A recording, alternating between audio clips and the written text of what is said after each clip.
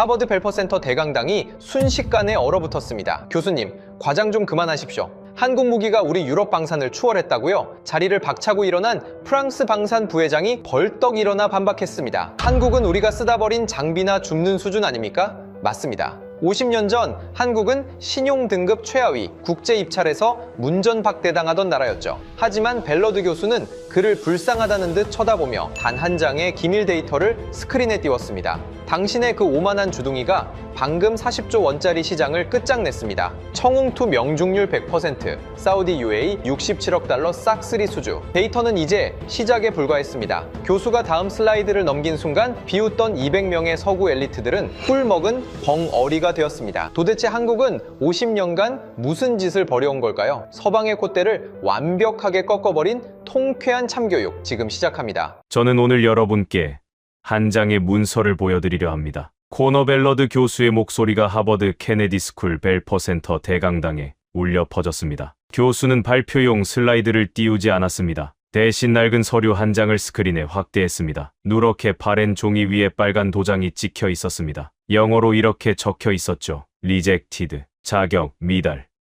교수는 청중을 천천히 둘러보았습니다. 이건 1970년대 사우디아라비아 주베일 산업항 국제 입찰 당시 한 나라에게 돌아온 답변입니다. 어느 나라인지 맞춰보시겠습니까? 프랑스 방산수출협의회 부회장 질 드모랭이 팔짱을 끼며 대답했습니다. 아프리카 어딘가 아닙니까?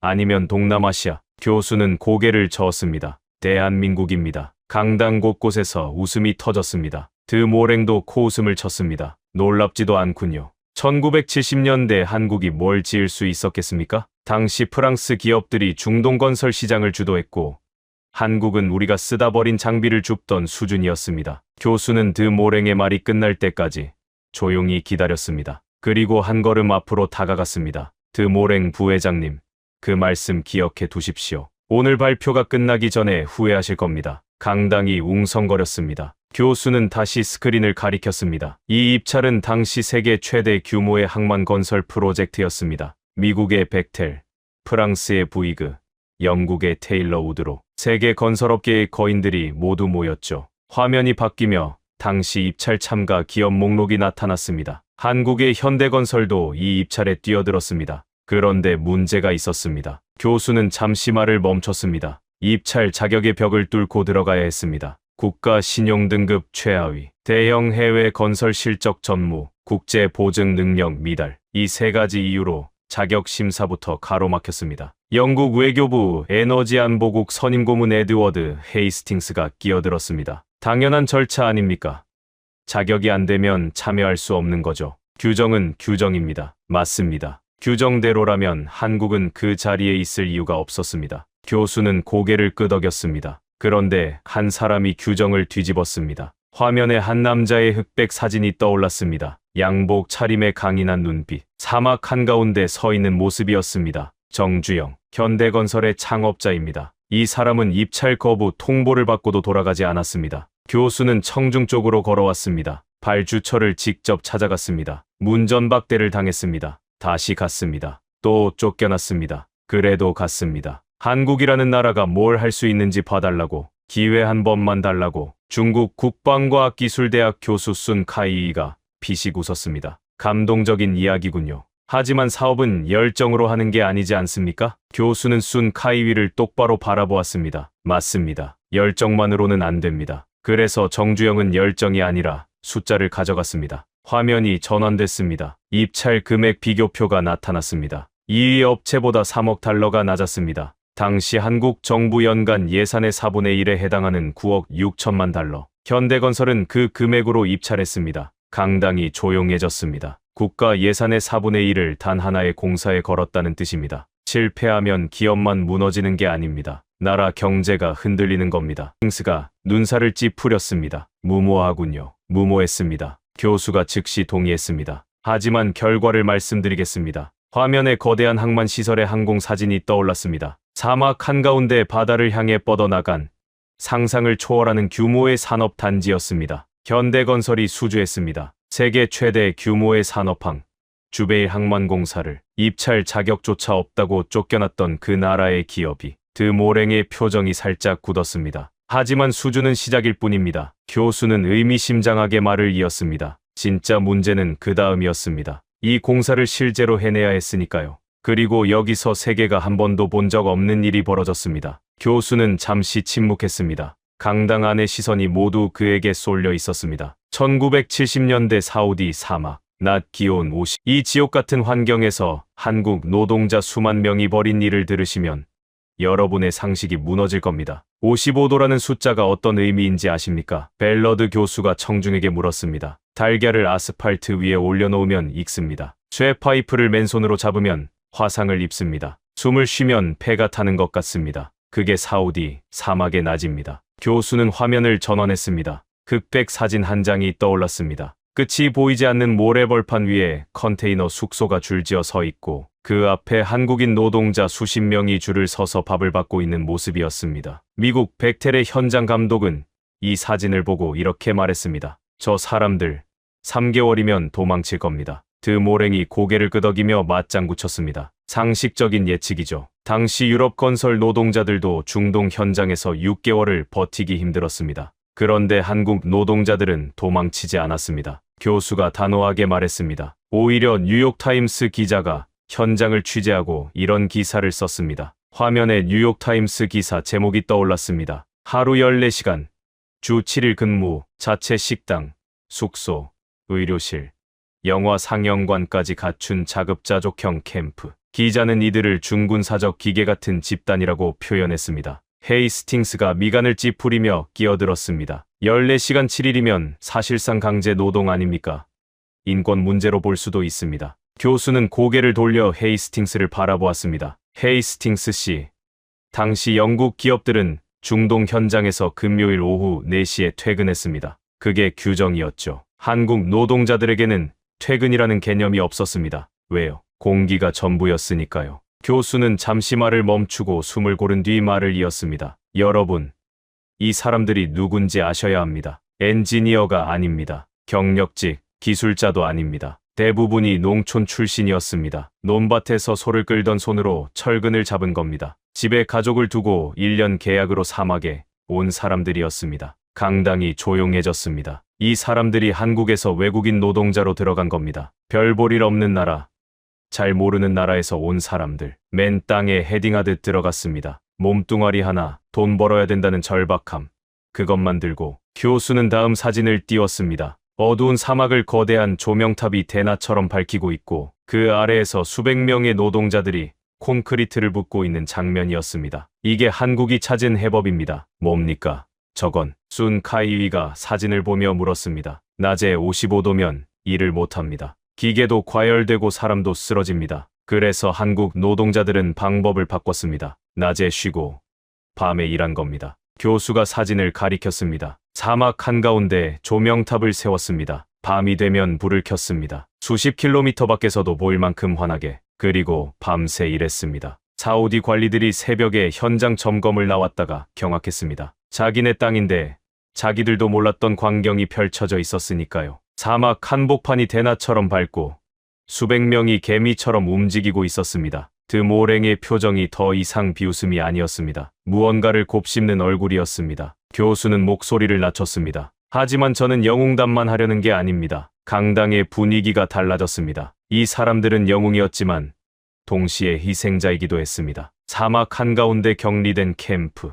가족과 1년간 떨어져 사는 생활, 군대식 규율과 통제, 아프면 버티고 다쳐도 일하고 향수병에 걸려도 돌아갈 비행기가 없었습니다. 교수는 잠시 침묵했습니다. 캠프 안에서는 한국 음식을 만들어 먹었습니다. 김치를 담갔고 된장찌개를 끓였습니다. 사막 한가운데서 김치 냄새가 났습니다. 그게 이 사람들이 버틸 수 있었던 유일한 위안이었습니다. 교수는 다시 청중을 바라보았습니다. 당시 한국에서는 이런 사람들을 뭐라고 불렀는지 아십니까? 중동 건설 노동자. 나중에 한국 드라마에 쿠웨이트 박이라는 캐릭터가 나올 정도로 많은 사람들이 중동에 갔습니다. 수십만 명이었습니다. 한 나라의 아버지들이 통째로 사막에 간 겁니다. 헤이스팅스가 작은 목소리로 중얼거렸습니다. 그 규모가 사실입니까? 사실입니다. 그리고 이 사람들이 사막에서 쌓은 건 항만만이 아니었습니다. 교수의 눈빛이 날카로워졌습니다. 신뢰를 쌓은 겁니다. 사우디 왕실은 이 한국인들을 기억했습니다. 불가능해 보이는 공기를 밤새 불을 켜고 끝내는 사람들, 약속한 날짜보다 빨리 완공하는 사람들. 50년이 지난 지금까지 주베일 산업항은 멀쩡하게 작동하고 있습니다. 교수는 화면을 전환했습니다. 현재의 주베일 산업항 위성 사진이 나타났습니다. 1970년대 모래벌판이었던 곳이 세계 최대 석유화학 산업단지로 변해 있었습니다. 자, 여기서 질문이 생깁니다. 교수가 청중을 향해 손을 펼쳤습니다. 50년 전에 이 일을 해낸 한국을 왜 중동은 지금 다시 부르는 걸까요? 미국도 있고, 프랑스도 있고, 영국도 있고, 중국도 있는데 왜 하필 한국입니까? 교수는 의미심장하게 미소 지었습니다. 그 답을 알려면 먼저 중동이 서구에게 당한 이야기를 하셔야 합니다. 100년 전으로 돌아가겠습니다. 여러분, 중동을 이해하려면 석유의 역사를 알아야 합니다. 벨러드 교수가 화면을 전환하자 오래된 흑백 사진이 나타났습니다. 사막 한가운데 솟아오른 유정탑, 그 주변을 영국 군인들이 둘러싸고 있는 장면이었습니다. 이 사진은 이란의 유전 지대입니다. 그런데 이상하지 않습니까? 이란 땅인데 왜 영국 군인이 지키고 있을까요? 에드워드 헤이스팅스의 얼굴이 미세하게 굳었습니다. 교수는 그 반응을 놓치지 않았습니다. 헤이스팅스 씨, 편하시겠지만 사실을 말씀드려야 합니다. 교수는 화면에 차트를 띄웠습니다. 1900년대 초반 영국 정부는 앵글로 페르시안 오일 컴퍼니, 지금의 BP라고 아시죠? 이 회사의 지분 53%를 의회법으로 확보했습니다. 목적은 단 하나, 영국 해군의 석유를 공급하는 것이었습니다. 화면에 당시 이익 배분 구조가 나타났습니다. 이란은 자기 땅에서 나오는 석유의 이익 중 16%만 받았습니다. 나머지 대부분은 영국 지배 지분과 회사 운영비로 빠져나갔습니다. 이란 사람들이 뽑아 올린 석유로 영국 해군이 전쟁을 했고 런던의 공장이 돌아갔습니다. 헤이스팅스가 불편한 듯 자세를 고쳐 앉았습니다. 교수님, 그건 당시의 국제 질서였습니다. 오늘날의 기준으로 과거를 재단하는 건 공정하지 않습니다. 교수는 헤이스팅스를 향해 천천히 걸어갔습니다. 공정하지 않다고요?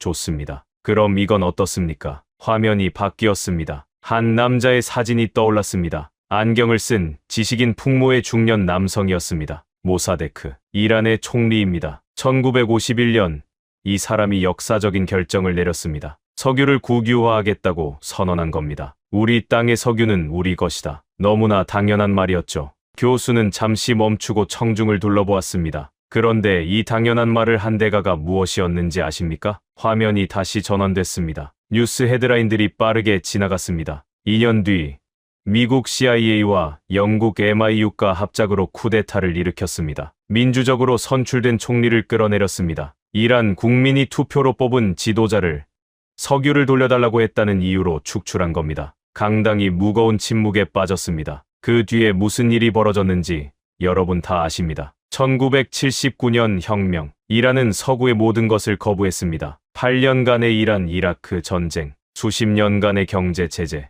그리고 지금까지 이어지는 적대. 이 모든 것의 뿌리에 석유가 있습니다. 교수는 한 걸음 뒤로 물러서며 큰 그림을 그렸습니다. 여러분, 이건 이란만의 이야기가 아닙니다. 이라크를 보십시오. 리비아를 보십시오. 중동의 역사는 반복됩니다. 서구가 자원을 원하면 들어옵니다. 도와준다고 말합니다. 민주주의를 가져다 주겠다고 합니다. 그리고 떠날 때는 자원을 가져갑니다. 드모랭이 입을 열려 했지만 교수가 먼저 말했습니다. 드모랭 부회장님, 프랑스도 예외가 아닙니다. 리비아에서, 알제리에서, 서아프리카에서 프랑스가 한 일을 모르는 사람은 이 강당에 없습니다. 드모랭이 입을 다물었습니다. 자, 이 맥락을 이해하시면 지금 중동에서 벌어지고 있는 일이 보입니다. 교수가 화면을 현재 시점으로 전환했습니다. 중동 각국의 국방비 지출 그래프와 인프라 투자 계획이 나타났습니다. 이란 전쟁 이후 중동 전체가 재무장에 들어갔습니다. 방공망을 새로 깔아야 합니다. 에너지 인프라를 재건해야 합니다. 도시를 새로 지어야 합니다. 수조 달러 규모의 시장이 열린 겁니다. 교수는 청중 사이를 걸으며 말을 이었습니다. 미국이 뛰어들었습니다. 프랑스가 뛰어들었습니다.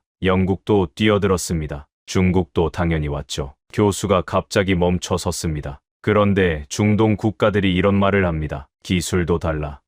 우리도 만들겠다. 과거에는 돈이 있어서 수입만 했는데 이제는 기술 이전을 요구합니다. 우리 손으로 직접 만들겠다는 겁니다. 교수는 핵심을 찔렀습니다. 그런데 여러분, 100년간 석유를 빼앗아 간 나라에게 기술을 달라고 하겠습니까? 쿠데타를 일으킨 나라에게 무기를 사겠습니까? 헤이스팅스가 고개를 떨궜습니다. 중동은 이제 같이 굶었던 나라를 찾고 있습니다. 식민지를 만든 적 없는 나라, 자원을 빼앗아 간 적 없는 나라, 기술을 나눠줄 의지가 있는 나라. 교수는 천천히 단상으로 돌아갔습니다. 자, 그러면 중국은 어떻습니까?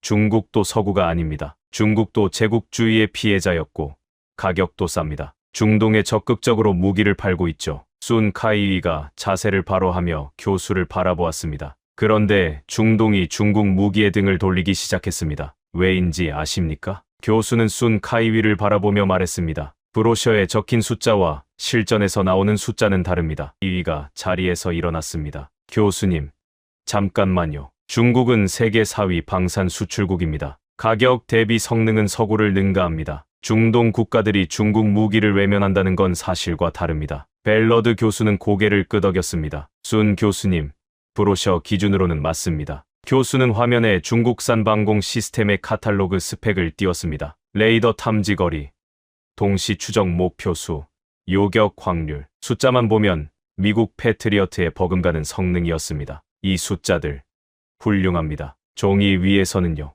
교수가 화면을 전환했습니다. 그런데 이란 전쟁 이후 중동 각국이 보유 무기의 실전 성능을 재평가하기 시작했습니다. 실제 전장에서 레이더가 제때 반응했는지, 미사일이 브로셔대로 날아갔는지, 통합 운용 체계가 제대로 작동했는지 교수는 의미심장하게 말을 이었습니다. 결과가 좋지 않았습니다. 순 카이위의 얼굴이 살짝 굳었습니다. 구체적으로 어떤 문제가 있었습니까? 구체적으로 말씀드리겠습니다. 교수가 한 걸음 앞으로 다가갔습니다. 중국산 방공 레이더의 실제 탐지 범위가 카탈로그 수준에 미치지 못했다는 현장 보고가 나왔습니다. 동시 추적 가능 목표 수도 브로셔와 달리 실전 환경에서는 안정적으로 추적하지 못했다는 평가가 있었습니다. 순 카이위가 반박했습니다. 그건 운용 미숙의 문제이지 장비 성능의 문제가 아닙니다. 운용 미숙이라고요? 교수가 눈썹을 치켜 올렸습니다. 그 장비를 산 나라가 운용을 못했다는 건 결국 교육 지원과 기술 이전이 부실했다는 뜻입니다. 무기는 팔고 끝이 아닙니다.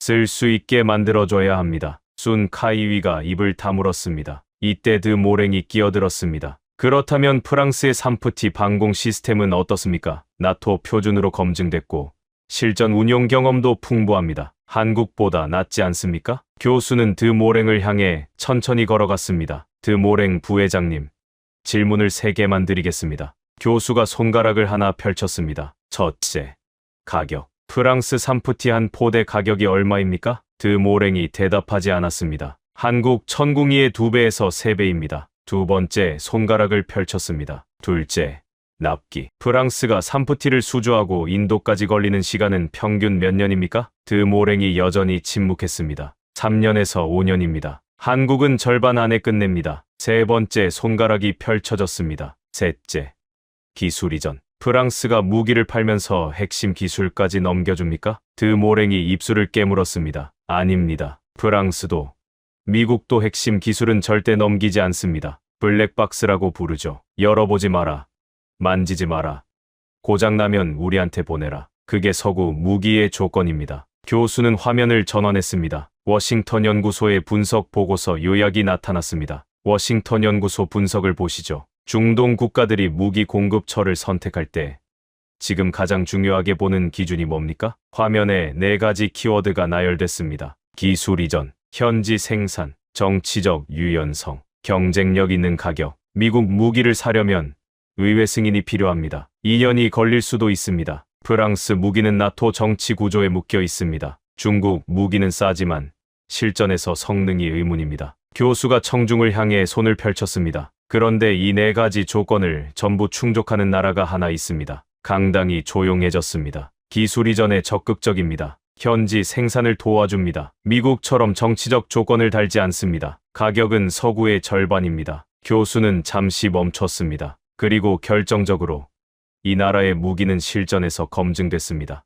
50년 넘게 세계에서 가장 위험한 적과 대치하면서 매일 무기를 시험하고 개량해 온 나라입니다. 드 모랭이 불편한 표정으로 물었습니다. 어느 나라 말씀이십니까? 교수는 정면을 바라보며 대답했습니다. 대한민국입니다. 드 모랭이 피식 웃었습니다. 한국이요.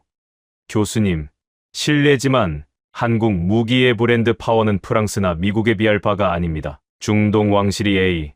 그래도 프랑스 제재하는 데는 이유가 있습니다. 교수는 미소를 지었습니다. 드모랭 부회장님, 그 자존심이 프랑스 방산의 가장 큰 자산이자 가장 큰 약점입니다. 교수는 화면을 전환했습니다. 유럽은 냉전이 끝난 이후로 방산에 소홀했습니다. 솔직히 말씀드리면 와인 마시며 놀았습니다. 그 사이 한국은 격차를 좁혔습니다. 아니, 이미 추월한 분야도 있습니다. 드모랭의 미소가 사라졌습니다. 지금부터 보여드리겠습니다. 한국 무기가 중동에서 실제로 무엇을 했는지. 화면에 미사일이 발사되는 영상이 나타났습니다. 이동식 발사대에서 솟아오른 미사일이 하늘을 가르며 날아가는 장면이었습니다. 이것이 천궁이입니다. 한국이 독자 개발한 중거리 지대공 미사일 체계입니다. 벨러드 교수가 화면을 가리키며 말했습니다. 그리고 이 미사일이 중동의 판도를 바꿨습니다. 이때 UAE 국방부 조달국장 타리크 알 자이디가 자리에서 일어났습니다. 교수님, 제가 직접 말씀드려도 되겠습니까?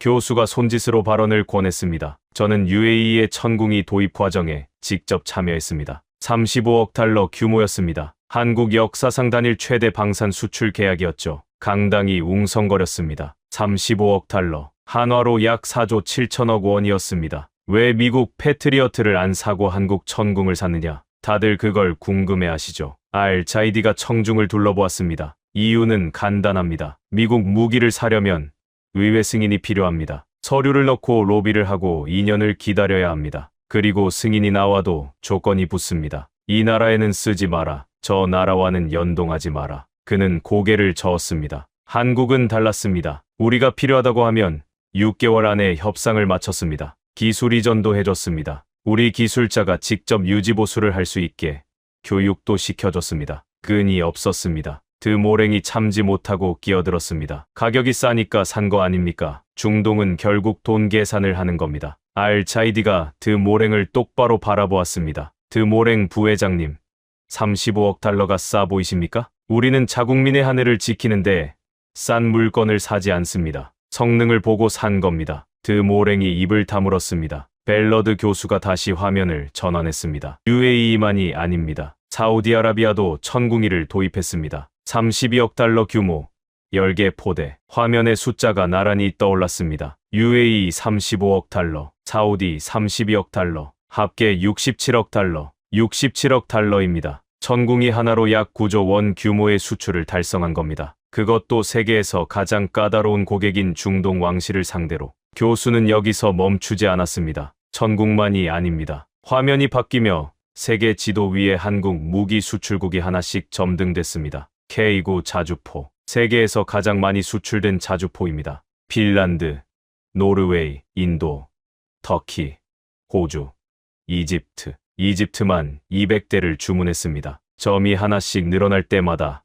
강당의 분위기가 달라졌습니다. 이때 폴란드 국방부 차관보 마르타 코발스카가 손을 들었습니다. 제가 한 가지 보태겠습니다. 코발스카가 자리에서 일어났습니다. 폴란드는 한국으로부터 K 전차 1000대, FA-50 경공격기 48대를 도입하고 있습니다. 폴란드 육군과 공군을 한국 무기로 재무장하는 중입니다. 강당에서 탄성이 흘러나왔습니다. 왜 독일 레오파드가 아니라 한국 K를 선택했느냐고요? 코발스카가 드모랭을 힐끗 보며 말했습니다. 독일에 문의했더니 3년 뒤에나 생산 가능하다고 했습니다. 한국은 당장 줄 수 있다고 했습니다. 전쟁은 기다려주지 않습니다. 드모랭의 얼굴이 점점 더 굳어지고 있었습니다. 프랑스뿐 아니라 유럽 전체의 방산 경쟁력이 도마 위에 오르고 있었기 때문입니다. 벨러드 교수가 마무리했습니다. 여러분, 한국은 50년간 북한과 대치하면서 매일 무기를 시험했습니다. 유럽이 냉전 끝나고 군비를 줄이는 동안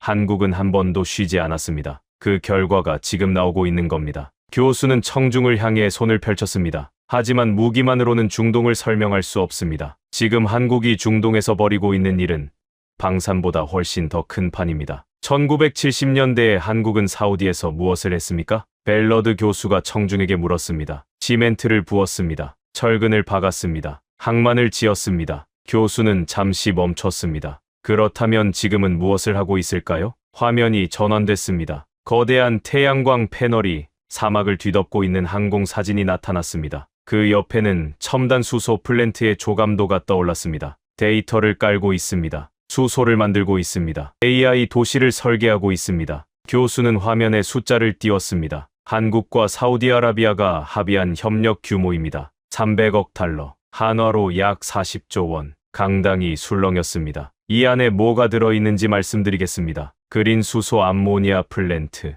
연간 120만 톤 생산 목표입니다. 재생에너지, 인프라, 스마트 시티 건설, 그리고 방산 협력 확대. 교수는 손가락으로 항목을 짚었습니다. 50년 전에는 항만 하나에 9억 6천만 달러였습니다. 지금은 300억 달러입니다. 규모가 30배 넘게 커진 겁니다. 그런데 더 중요한 건 규모가 아닙니다. 교수가 청중을 바라보았습니다. 내용이 완전히 달라졌습니다. 50년 전에는 몸으로 지었습니다. 지금은 두뇌로 짓습니다. 화면이 다시 바뀌었습니다. UAE의 첨단 데이터 센터 조감도가 나타났습니다. 사우디만이 아닙니다. UAE와 한국이 추진 중인 프로젝트를 보시죠. 스타게이트 AI 데이터 캠퍼스. 이름부터 규모가 느껴지시죠? 교수가 설명을 이었습니다. 이 연산 인프라, 전력망, 구축, 원전, 가스, 재생에너지 기반의 전력 공급 체계, 그리고 데이터 연구 협력까지. 이 모든 걸 한국과 함께 하겠다는 겁니다. 순 카이위가 손을 들었습니다.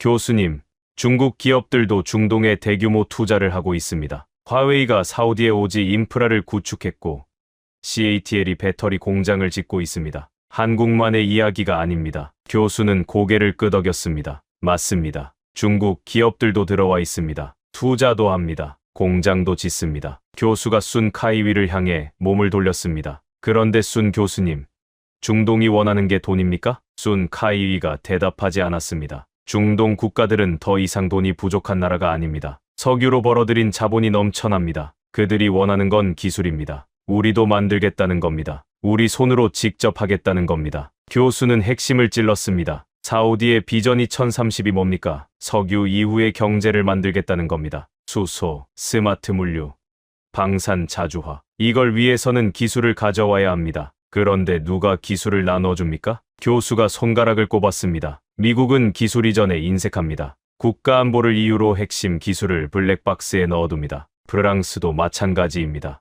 중국은 기술을 주는 것 같지만 결국 중국 플랫폼에 종속시킵니다. 화웨이 오지를 쓰면 화웨이 생태계에서 빠져나올 수 없습니다. 교수는 청중을 둘러보았습니다. 한국은 다릅니다. 기술을 이전합니다. 현지 인력을 교육합니다. 합작 법인을 세워서 함께 운영합니다. 왜냐하면 한국도 그렇게 성장했기 때문입니다. 아무것도 없던 시절 기술을 배워서 스스로 만들어냈던 경험이 있으니까요. 알차이디가 조용히 고개를 끄덕였습니다. 사우디 정부 관계자가 제게 이런 말을 한 적이 있습니다. 알차이디가 입을 열었습니다. 미국은 물고기를 팔고 한국은 낚시를 가르쳐준다. 강당 곳곳에서 고개를 끄덕이는 움직임이 보였습니다. 벨러드 교수가 정리했습니다. 50년 전에 한국은 항만을 지었습니다. 몸으로. 지금은 AI 도시를 짓고 있습니다. 두뇌로. 바뀐 것은 도구입니다. 바뀌지 않은 것은 태도입니다. 현장에 가서 직접 하겠다는 태도, 기술을 나누겠다는 태도. 교수는 화면을 전환했습니다. 사막 한가운데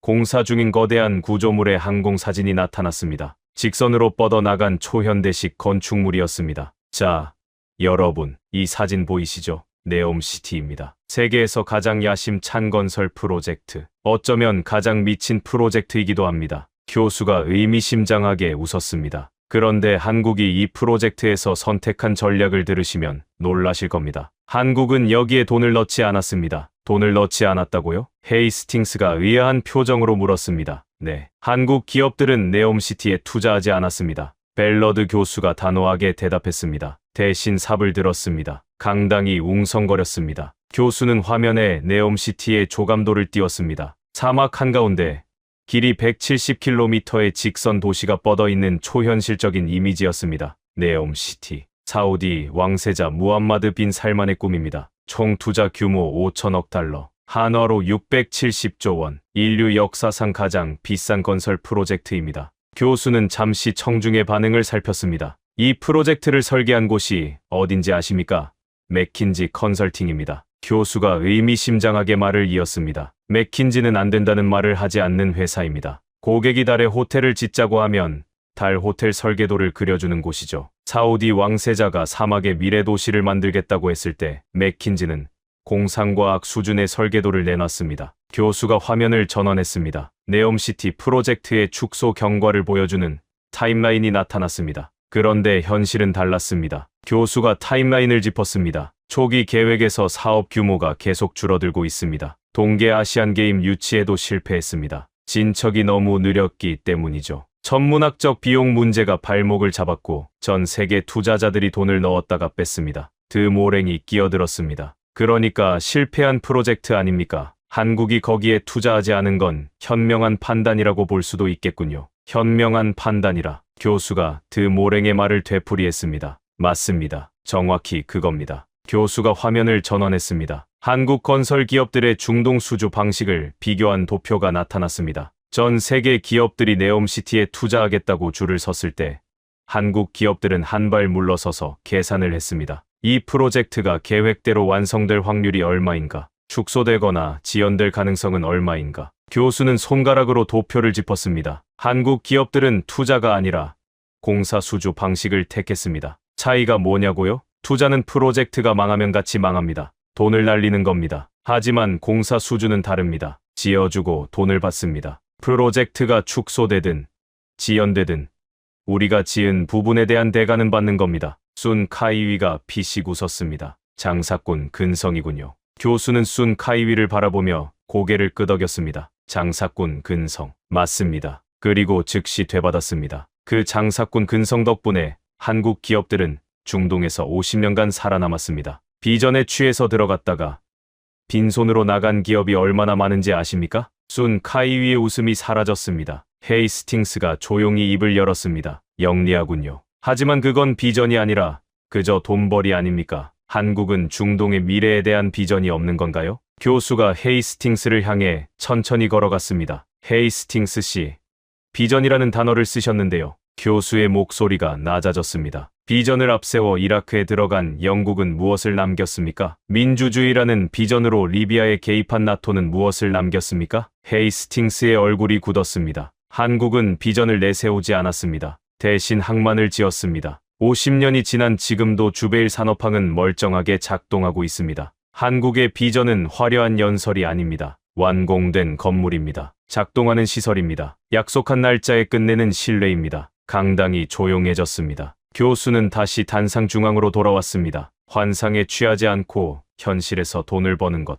그게 한국식 중동 전략의 핵심입니다. 그리고 이 전략이 50년간 작동해왔다는 것을 중동은 알고 있습니다. 교수는 화면을 전환했습니다. 세계 지도 위에 한국이 중동과 맺고 있는 협력 관계가 선으로 연결되어 있었습니다. 방산, 에너지, 건설, AI. 선이 그물처럼 촘촘했습니다. 자, 지금까지 한국이 중동에서 보여준 것을 정리하면 이렇습니다. 항만을 지었고, 무기를 팔았고, 에너지를 설계하고 있고, AI 도시를 깔고 있습니다. 50년 전에 맨몸으로 시작한 나라가 지금 중동의 미래를 함께 만들고 있습니다. 교수는 청중을 둘러보았습니다. 그런데 왜 한국은 이 모든 것이 가능했을까요? 기술력만으로는 설명이 안 됩니다. 가격, 경쟁력만으로도 부족합니다. 교수의 눈빛이 날카로워졌습니다. 한국에는 강대국에 없는 것이 하나 있습니다. 강대국에 없는 것이 뭡니까? 드모랭이 물었습니다. 끈이 없다는 겁니다. 벨러드 교수가 대답했습니다. 무슨 뜻인지 설명해 주시죠. 교수는 화면을 전환했습니다. 다보스 포럼의 연단 사진이 나타났습니다. 얼마 전 다보스 포럼에서 캐나다 총리가 이런 말을 했습니다. 화면에 인용문이 떠올랐습니다. 중견 국가들이 서로 뭉치지 않으면 강대국의 매 위에 올릴 수밖에 없다. 교수가 청중을 둘러보았습니다. 이 말을 북한 김정은이 한 게 아닙니다. 캐나다 총리가 했습니다. 지칠 국가의 정상이요. 그 사람조차 강대국의 횡포를 공개적으로 경고한 겁니다. 강당이 술렁였습니다. 중동 국가들은 이 말에 깊이 공감했습니다. 왜냐하면 그들이야말로 100년간 강대국의 매 위에 올라있던 나라들이니까요. 교수가 한 걸음 앞으로 나왔습니다. 미국에서 무기를 사면 끈이 달려 있습니다. 이 나라에는 쓰지 마라. 저 나라와는 연동하지 마라.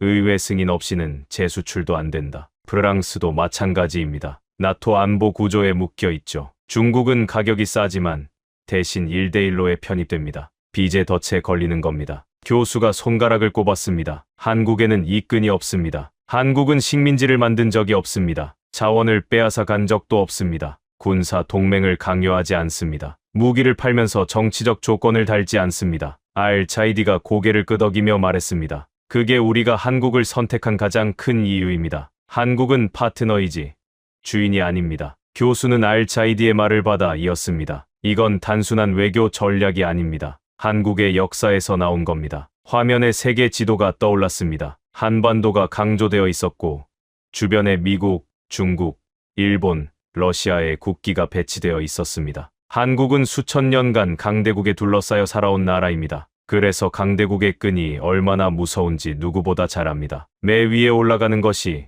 어떤 건지 몸으로 알고 있는 나라입니다. 교수는 구체적 사례로 들어갔습니다. 미국이 반도체법을 통과시켰을 때 삼성과 SK하이닉스는 핵심 기술 자료 공유를 거부했습니다. 동맹국한테도 기술 주권은 양보하지 않겠다는 뜻이었습니다. 화면이 전환됐습니다. 중국이 사드 배치에 보복했을 때 한국은 사드를 철수하지 않았습니다. 롯데마트가 쫓겨나고 한국 관광객이 80% 줄었는데도 굴복하지 않았습니다. 오히려 중국 시장 의존도를 줄이기 시작했습니다. 다시 전환. 일본이 핵심 소재 수출을 규제했을 때 모두가 한국 반도체 산업이 무너질 거라 예상했습니다. 그런데 한국은 2년 만에 핵심 소재를 국산화했습니다. 오히려 일본 기업들이 시장을 잃었습니다. 교수는 헤이스팅스를 바라보았습니다. 미국에게도 노, 중국에게도 노, 일본에게도 노. 한국은 강대국 모두에게 노라고 말한 나라입니다. 헤이스팅스가 조용히 고개를 떨궜습니다. 그리고 러시아가 우크라이나를 침공했을 때 아시아의 많은 나라들이 중립을 유지했습니다. 한국은 독자적인 제재를 가했습니다. 러시아와 오랜 경제 협력 관계에도 불구하고요.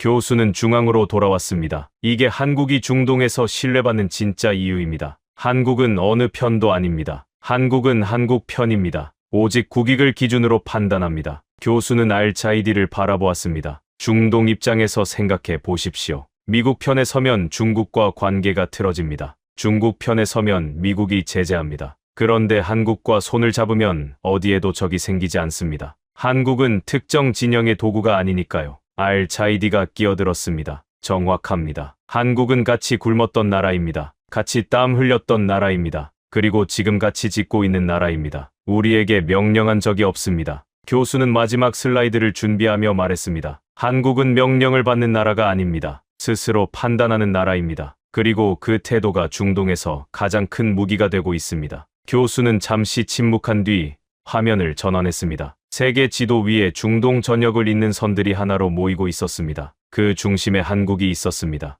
벨러드 교수는 천천히 단상 중앙으로 걸어 나왔습니다. 화면에는 세계 지도가 떠 있었습니다. 중동 전역에 점들이 찍혀 있었고 각 점에는 한국 기업의 이름과 프로젝트명이 표시되어 있었습니다. 사우디, UAE, 이집트, 카타르, 오만, 쿠웨이트. 점들이 선으로 이어지며 거미줄처럼 촘촘한 네트워크를 그리고 있었습니다. 여러분, 이 지도를 보십시오. 교수가 조용히 말했습니다. 방산, 에너지, 건설. 이 모든 분야에서 한국의 발자국이 중동 전역에 찍혀 있습니다. 교수는 잠시 멈추고 청중을 둘러보았습니다. 이제 처음으로 돌아가겠습니다. 화면이 전환됐습니다. 일부에서 보여줬던 그 누렇게 바랜 서류가 다시 나타났습니다. 빨간 도장, 리젝티드, 자격, 미달. 50년 전 이 문서를 받은 나라가 있었습니다. 교수는 서류를 가리켰습니다. 국가 신용 등급 최하위, 대형 해외 건설 실적 전무, 국제 보증 능력 미달, 입찰 자격의 벽 앞에서 쫓겨난 나라. 교수는 다시 세계 지도를 가리켰습니다. 그 나라가 지금 사우디의 하늘을 지키고 있습니다. UAE 도시를 설계하고 있습니다. 이집트의 포병대를 무장시키고 있습니다. 폴란드의 육군과 공군을 재건하고 있습니다. 교수의 목소리가 낮아졌습니다. 50년입니다.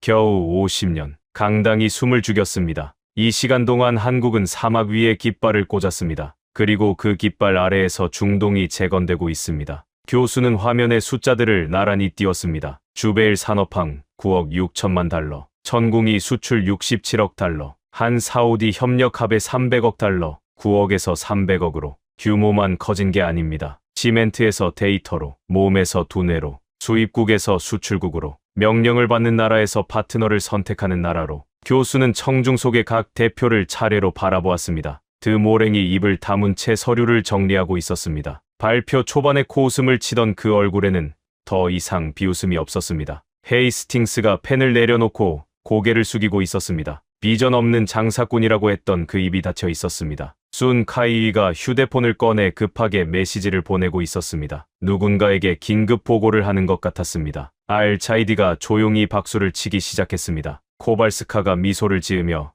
고개를 끄덕이고 있었습니다. 교수는 이 모든 반응을 지켜본 뒤 마지막으로 입을 열었습니다. 여러분, 역사가 반복되는 이유를 아십니까? 강한 자가 약한 자를 짓밟기 때문이 아닙니다. 약했던 자가 강해지는 과정을 아무도 주목하지 않기 때문입니다. 교수는 화면에 마지막 문장을 띄웠습니다. 사우디가 거부한 나라.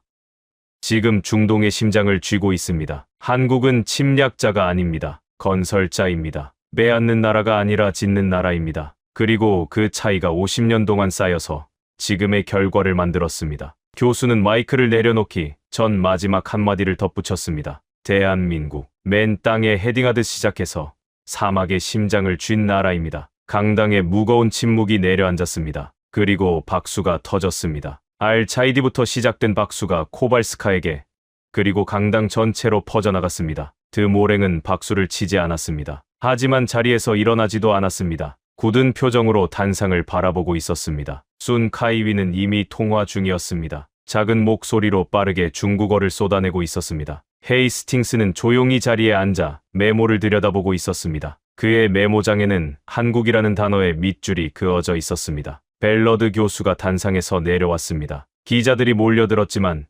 교수는 차분히 손을 들어 제지했습니다. 더 이상의 질문은 받지 않겠습니다. 앞으로 중동에서 무슨 일이 벌어지는지 여러분이 직접 지켜보시면 됩니다. 강당을 나서는 교수의 뒷모습을 모든 참석자들이 바라보았습니다. 그날 하버드 벨퍼 센터에서는 중동 질서에 대한 새로운 시각이 제시되었고 그 중심에는 50년 전 입찰장에서 쫓겨났던 나라, 대한민국이 있었습니다. 벨러드 교수가 발표한 내용의 핵심을 정리하겠습니다. 한국과 중동의 관계는 1970년대로 거슬러 올라갑니다. 당시 한국의 국가 신용 등급은 최하위였습니다. 국제 입찰장에서 자격의 벽을 뚫고 들어간 나라였습니다. 그런 나라의 기업이 세계 최대 규모의 항만 건설 프로젝트를 수주했습니다. 주베일 산업항 9억 6천만 달러. 당시 한국 정부 예산의 4분의 1에 해당하는 금액이었습니다. 이 공사를 해낸 것은 첨단 장비가 아니었습니다. 수만 명의 한국 노동자들이었습니다. 하루 14시간,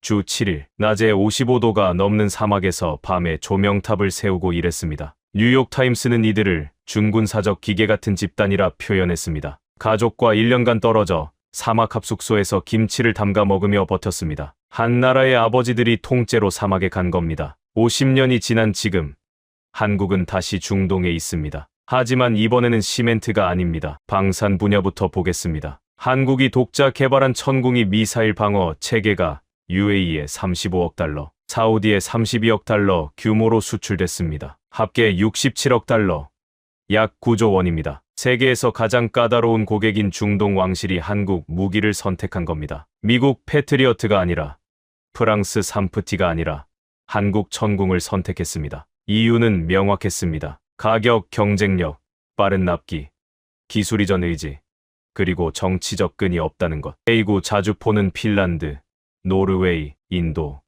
터키, 호주, 이집트까지 수출됐습니다. 폴란드는 K 전차 1000대와 FA-50 경공격기 48대를 도입하며 자국 군대를 한국 무기로 재무장하고 있습니다. 한국은 더 이상 무기를 수입하는 나라가 아닙니다. 만들고, 팔고, 기술까지 나눠주는 나라가 됐습니다. 에너지와 인프라 분야도 마찬가지입니다. 한국과 사우디가 합의한 협력 규모는 300억 달러, 약 40조 원입니다. 그린 수소 암모니아 플랜트, 재생에너지 인프라, 스마트시티 건설이 포함되어 있습니다. UAE와는 스타게이트 AI, 데이터 캠퍼스를 함께 추진 중입니다. 이 연산 인프라부터 전력망까지 한국이 설계하고 있습니다. 그리고 이 모든 협력의 배경에는 역사가 있습니다. 100년간 서구 열강의 석유를 빼앗기고 쿠데타를 당하고 전쟁에 시달린 중동은 더 이상 강대국의 말을 고지곳대로 믿지 않습니다. 기술을 달라고 하면 블랙박스를 들이밀고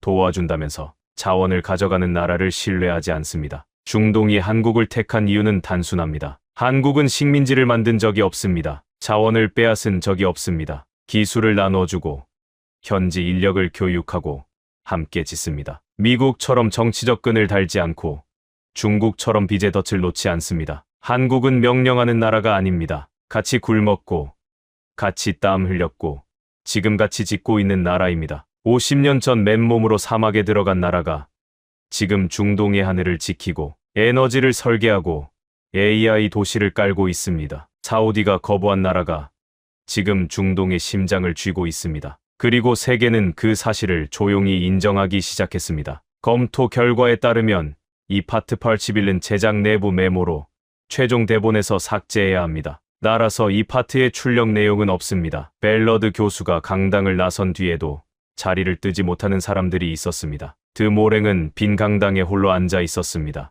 발표 자료를 다시 넘기고 있었습니다. 천궁이 수출 67억 달러, K구 자주포 수출국 목록, 한 사우디 300억 달러 협력, 숫자 하나하나를 손가락으로 짚고 있었습니다. 프랑스 수행원이 다가와 물었습니다. 부회장님, 차가 대기하고 있습니다. 드모랭은 고개를 들지 않았습니다. 1970년대에 우리가 쓰다 버린 장비를 줍던 나라라고 내가 말했지. 네, 그 나라가 지금 우리 고객을 가져가고 있어. 드모랭은 서류를 덮고 자리에서 일어났습니다. 아무 말 없이 강당을 나섰습니다. 복도에서는 헤이스팅스가 런던과 통화 중이었습니다. 아닙니다. 과장이 아닙니다. 직접 들었습니다. 중동 방공 시장에서 한국이 프랑스와 미국을 동시에 밀어내고 있습니다. UAE, 사우디, 이집트, 전부 한국 쪽으로 기울고 있습니다. 전화기 너머에서 무언가를 물었습니다. 대응이요. 지금 당장은 없습니다. 그들이 가격, 납기, 기술 이전을 전부 내걸고 있는데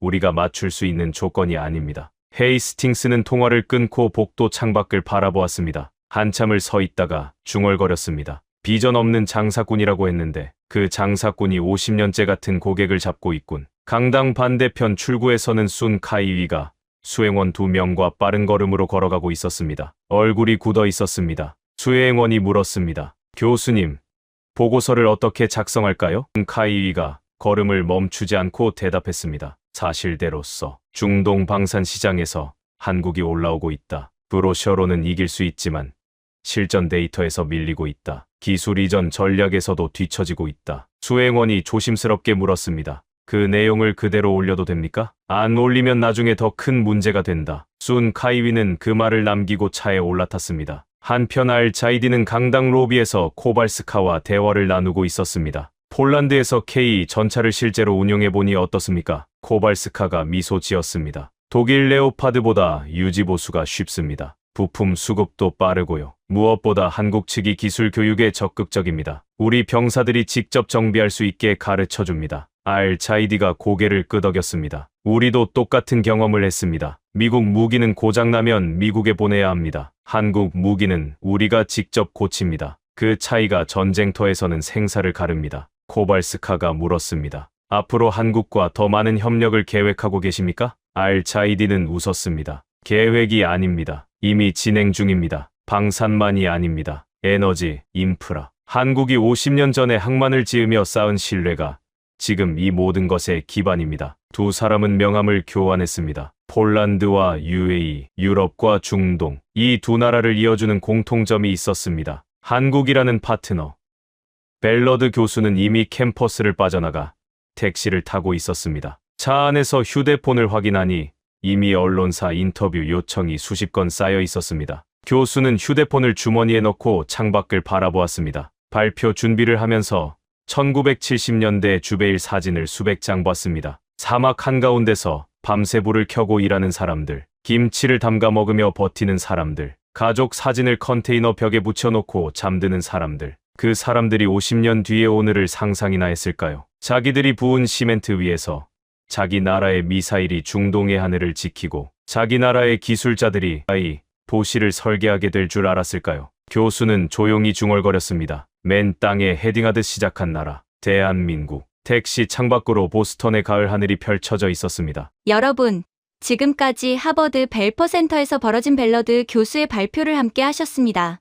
어떠셨습니까? 1970년대 신용등급 최하위, 서류조차 접수가 안 되던 나라였습니다. 수만 명의 아버지들이 가족을 두고 사막으로 갔습니다. 55도 열기 속에서 조명탑을 세우고 컨테이너 벽에 가족 사진을 붙여놓고 잠들었습니다.